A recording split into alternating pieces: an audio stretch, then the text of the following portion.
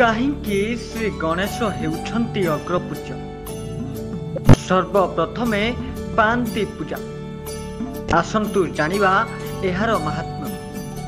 ଆଜ୍ଞା ହଁ, ଆଗକୁ ଆସୁଛି ଗଣେଶ ପୂଜା, ଯାହାକୁ ନେଇ ସବୁଠି ପ୍ରସ୍ତୁତି ବଡ଼ ଧୁମଧାମରେ ଚାଲିଛି। ଆସନ୍ତା ସେପ୍ଟେମ୍ବର 7 ତାରିଖରେ ପ୍ରଭୁ ଶ୍ରୀ ଗଜାନନଙ୍କର ପୂଜା ଉତ୍ସବ ଅନୁଷ୍ଠିତ ହେବ। ଆମେ ସମସ୍ତେ ପ୍ରଭୁ ଗଣେଶଙ୍କ ପୂଜା ଅତି ଉତ୍ସାହର ସହ କରିଥାନ୍ତି। ହେଲେ ପ୍ରଭୁ ଗଣେଶଙ୍କ ଏକ ବଡ଼ ମାହାତ୍ମ୍ୟ ବିଷୟରେ ଆପଣଙ୍କୁ ଜଣାଅଛି କି? ତେବେ ଆପଣମାନେ କେବେ ନା କେବେ ଲକ୍ଷ୍ୟ କରିଥିବେ, ଆପଣଙ୍କ ଘରେ କିମ୍ବା ପୂଜା ମଣ୍ଡପରେ ପ୍ରତ୍ୟେକ ପୂଜା ଆରମ୍ଭ ପୂର୍ବରୁ ପୁରୋହିତ ପ୍ରଥମେ ଗଣେଶଙ୍କ ବନ୍ଦନା ପାଠ କରିଥାନ୍ତି।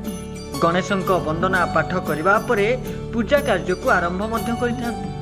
ହେଲେ କାହିଁକି ଅନ୍ୟ ଦେବାଦେବୀଙ୍କୁ ଛାଡ଼ି ପ୍ରଥମେ ପ୍ରଭୁ ଗଣେଶଙ୍କୁ ପୂଜା କରାଯାଏ? କ'ଣ ଏମିତି ପ୍ରଶ୍ନ ଆପଣଙ୍କ ମନକୁ କେବେ ଆସିଛି କି? ତେବେ ଆସନ୍ତୁ ଜାଣିବା ଗଣେଶଙ୍କ ଅଗ୍ରପୂଜ୍ୟର କାରଣ କ'ଣ?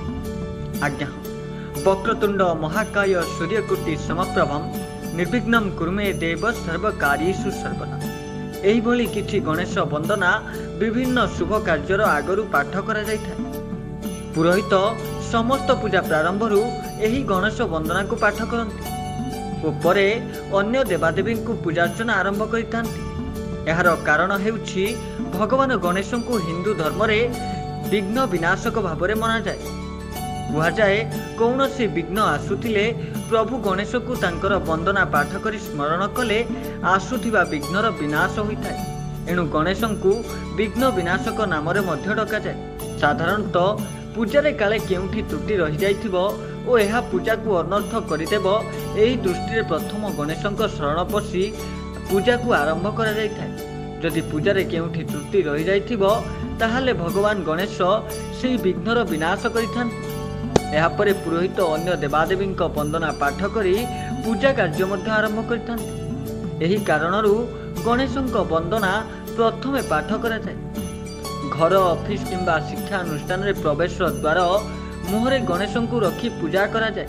ତାହା ଫଳରେ ଆଗକୁ ଆସୁଥିବା ବିପଦକୁ ପ୍ରଥମେ ଭଗବାନ ଗଣେଶ ଏଡ଼ାଇ ଦେଇଥାନ୍ତି। Bureau report, news alert 24x7।